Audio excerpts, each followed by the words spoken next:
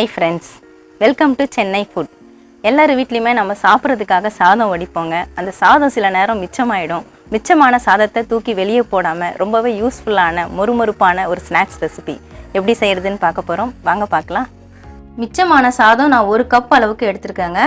இந்த 1 கப் அளவு சாதத்தை நம்ம அரைச்சி எடுத்தோம்னா கொஞ்சமாக தான் வரும். இந்த 1 கப்பு சாதத்துக்கு நான் 3 டேபிள் ஸ்பூன் அளவுக்கு உடைச்ச கடலை எடுத்திருக்கேன். அதாவது பொட்டு கடலை எடுத்திருக்கேன். நான் இந்த ஸ்பூனில் தாங்க எடுத்துருக்கிறேன். இதே மாதிரி நீங்களும் எடுத்துக்கோங்க. இந்த பொட்டுக்கடலையை நம்ம ஃபஸ்ட்டு அரைச்சி எடுத்துக்கலாம்.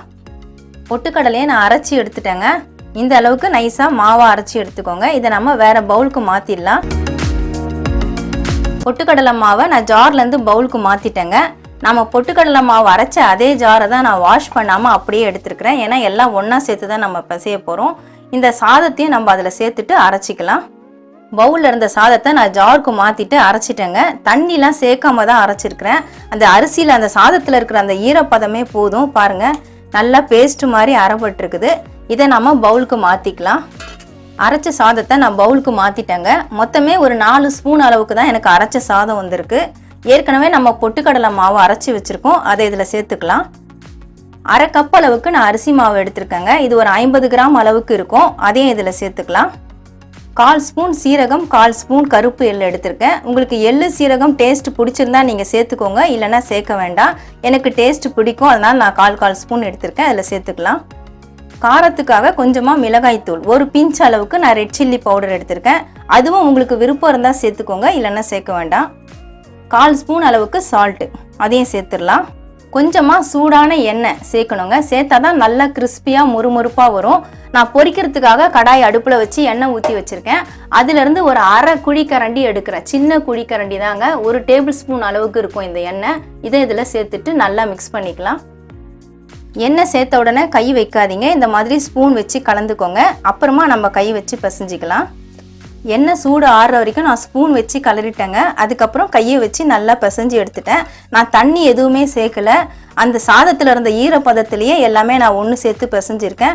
பாருங்கள், முறுக்கு மாவு பதத்துக்கு நமக்கு கரெக்டான ஒரு மாவு பதத்துக்கு நமக்கு ரெடி ஆகிடுச்சு. உங்களுக்கு தேவைப்பட்டால் நீங்கள் தண்ணி சேர்த்துக்கோங்க. எனக்கு தண்ணி தேவைப்படலை, அதனால் நான் சேர்க்கலை. இதை முறுக்கு குழலை போட்டு நம்ம முறுக்கு பிழியணும். எப்படி பிழியறதுன்னு பார்ப்போம். நான் முறுக்கு பிழியறதுக்காக நார்மலாக எல்லார் வீட்லேயும் இருக்கக்கூடிய முறுக்கு குழல் தாங்க எடுத்துருக்கிறேன்.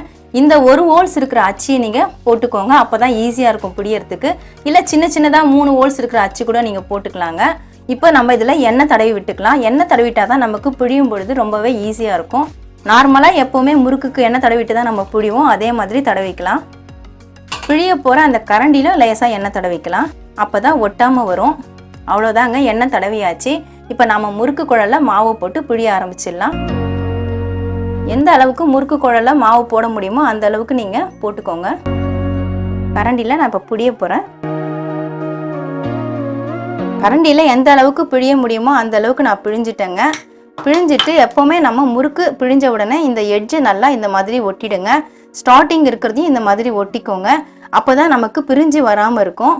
உங்களுக்கு பிழியும் பொழுது விட்டு விட்டு முறுக்கு வந்துச்சுன்னா லேசாக தண்ணி தெளித்து பிசைஞ்சிட்டு நீங்கள் பிழிஞ்சிக்கலாம். இப்போ நான் எண்ணெயில் போட போகிறேன். பொரிக்கிறதுக்காக நான் அடுப்பில் கடாய் வச்சுருக்கேன். எண்ணெய் நல்லாவே இப்போ சூடாக இருக்குது. நல்லா சூடாகிற வரைக்கும் அடுப்பு ஹை ஃப்ளேமில் வச்சுக்கோங்க. எண்ணெய் சூடானோன்னா மீடியம் ஃப்ளேமில் வச்சுருங்க. இப்போ ஒவ்வொரு முறுக்காக எண்ணெயில் சேர்த்துடலாம். எண்ணெயில் முறுக்கு சேர்த்து விட்டுட்டு கொஞ்ச நேரம் கழித்து திருப்பி விடுங்க. லைட்டு கோல்டன் கலர் வந்த உடனே முறுக்கு எடுத்துடலாம். நல்லா கிறிஸ்பியாக இருக்கும். இப்போ பாருங்கள், லைட்டாக கோல்டன் கலர் வந்துருச்சு. நான் முறுக்கு வெளியே எடுத்துடுறேன். நல்லா எண்ணெய் வடிய விட்டுட்டு எடுங்க. இப்போ பிளேட்டுக்கு மாற்றிக்கலாம். பாருங்கள், மிச்சமான சாதத்தில் நல்லா கிறிஸ்பியான முறுக்கு ரெடி ஆகிடுச்சு. சாதம் மீதம் ஆயிடுச்சுன்னு அதை தூக்கி வெளியே கொட்டாமல் அதையும் ஒரு ஈவினிங் ஸ்நாக்ஸாக நம்ம ரெடி பண்ணி கொடுத்தா வீட்டில் இருக்கிற பிள்ளைங்களாம் விரும்பி சாப்பிடுவாங்க. குட்டீஸ்க்கெலாம் இது மாதிரி செஞ்சு கொடுங்க. ஒன்று கூட தட்டில் வைக்காமல் மிச்சம் வைக்காமல் சாப்பிட்ருவாங்க. கண்டிப்பாக நீங்கள் ட்ரை பண்ணி பாருங்கள். மிச்சமான சாதத்தில் முறுக்கு எப்படி செய்கிறதுன்னு வீடியோவில் பார்த்துருப்பீங்க. உங்களுக்கு இந்த வீடியோ பிடிச்சிருந்தா லைக் பண்ணுங்கள், ஷேர் பண்ணுங்கள், சப்ஸ்கிரைப் பண்ணுங்கள். சப்ஸ்கிரைப் பண்ணவங்க மறக்காமல் பெல் பட்டனை கிளிக் பண்ணுங்கள். இந்த வீடியோவில் ஏதாவது டவுட்ஸ் இருந்தால் கமெண்ட்ஸில் கேளுங்கள். நன்றி, வணக்கம்.